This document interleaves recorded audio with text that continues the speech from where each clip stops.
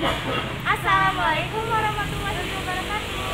Halo teman-teman, perkenalkan kami dari tim SMK Negeri 2 Karawang sedang berkunjung ke Badan Narkotika Nasional Kabupaten Karawang. Di sini kami akan mewawancarai salah satu dokter mengenai tentang narkotika di kalangan remaja. Jadi kalau kita di rehabilitasi itu faktor pendorong seseorang itu kita biasa sebutnya ada 4 F. F yang pertama itu fun. Fun itu berarti untuk kesenangan ya. Jadi ketika seorang sedang merayakan sesuatu, dia lagi pesta atau apa, itu biasanya dia menggunakan narkoba. Nah, F yang kedua itu forget. Forget misalkan dia melupakan, dia punya suatu masalah baik itu masalah pribadi atau mungkin masalah dengan orang tua, masalah dengan lingkungannya, lingkungan sekolah, lingkungan pekerjaan. Nah itu untuk mengatasi masalahnya itu mereka menggunakan narkoba. Kemudian F yang ketiga itu function. Jadi ada beberapa misalkan komunitas tertentu yang memang kadang-kadang menuntut seseorang untuk menggunakan narkoba. Misalnya dia mau masuk ke kelompok tertentu, syaratnya dia harus menggunakan narkoba. F yang keempat, nah ini yang banyak sekarang pengguna sekarang itu, yaitu untuk fisik. Jadi untuk stamina. Itu biasanya alasan misalkan dia mau bekerja yang agak memiliki stamina lebih, kemudian mau begadang atau misalkan untuk biar dia lelah dia. Kalau untuk efek samping bagi tubuh atau organ dalam setelah mengonsumsi narkoba itu bisa kayak gimana sih? Ya, jadi kalau untuk efek samping bagi tubuh sendiri tergantung narkoba yang digunakan, ya, jenis yang digunakan. Kalau misalkan jenis-jenis stimulan gitu ya kayak sabu, kemudian kokain, itu biasanya dia kan lebih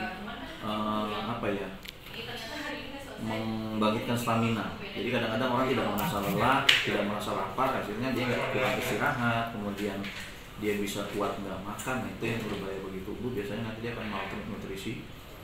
Kemudian juga yang kedua selain itu dari cara penggunaan, misalkan yang diisap itu bisa resikonya bisa infeksi di paru-paru karena kan dia pasti tuker-tukeran tuh pakainya alatnya.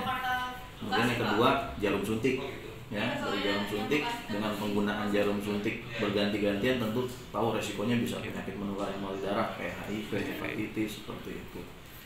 Nah kemudian bisa juga berpengaruh ke psikisnya, jadi bisa menyebabkan gangguan jiwa seperti itu. Kanker juga bisa atau enggak? Kanker enggak sih. Kalau untuk cara menanggulangi seseorang yang udah kecanduan banget nih dok, itu gimana sih dok? Kalau udah kecanduan banget gitu ya, udah nggak bisa lepas sendiri, udah nggak bisa berhenti sendiri, disarankan untuk rehabilitasi. Rehabilitasi itu terdiri dari 2 jenis, ada rehabilitasi medis, ada rehabilitasi sosial. Nah di rehabilitasi medis kita lakukan biasanya itu di detoksifikasi. Detox itu apa yang dicuci lah ya, pembersihan racun, dicuci ya, dibersihkan, kemudian distabilisasi. Nah stabilisasi di sini biasanya kan kalau seseorang dihentikan tiba-tiba penggunaan narkobanya, dia akan timbul gejala putus sakau lah ya, seperti itu. Nah itu yang kita atasi itunya. Nanti setelah rehabilitasi medisnya selesai, dia akan lanjut ke rehabilitasi sosial. Nah di rehabilitasi sosial ini kita berikan dia motivasi, kita berikan dia kemampuan kognitif baru supaya dia nanti bisa melupakan rasa kecanduannya, kemudian dia bisa berguna lagi di masyarakat. Oke. Kalau untuk narkoba sendiri itu terbagi menjadi beberapa golongan sih dok? Ya, kalau untuk membagi golongan narkoba sendiri ada beberapa sistem sebenarnya. Contoh misalkan narkoba sendiri itu kan singkatan sebenarnya, narkotik, psikotropika, dan bahan adiktif gitu. Narkotik contohnya misalkan ganja, kemudian heroin seperti itu. Nah itu kokain, nah itu narkotik. Nah untuk psikotropika contohnya sabu-sabu, ekstasi. Bahan adiktif ya bisa misalkan bahan-bahan yang menyebabkan kecanduan kayak obat-obat penenang, nikotin, semacam benzodiazepin, seperti nikotin juga sama ya, seperti itu. itu pembagian secara jenisnya. Nah, ada lagi pembagian secara efeknya. Ada stimulan, ada depresan, ada halusinogen. Nah, kalau stimulan itu efeknya dia lebih meningkatkan kerja otak. Contohnya sabu-sabu, kemudian kokain, nikotin juga termasuk, kafein juga termasuk, itu stimulan. Nah, kalau depresan dia menekan kerja otak. Contohnya adalah heroin, kemudian obat-obat penenang, termasuk alkohol. Nah, itu dia prinsipnya menekan kerja otaknya. Yang ketiga adalah golongan halusinogen, dia menyebabkan halusinasi.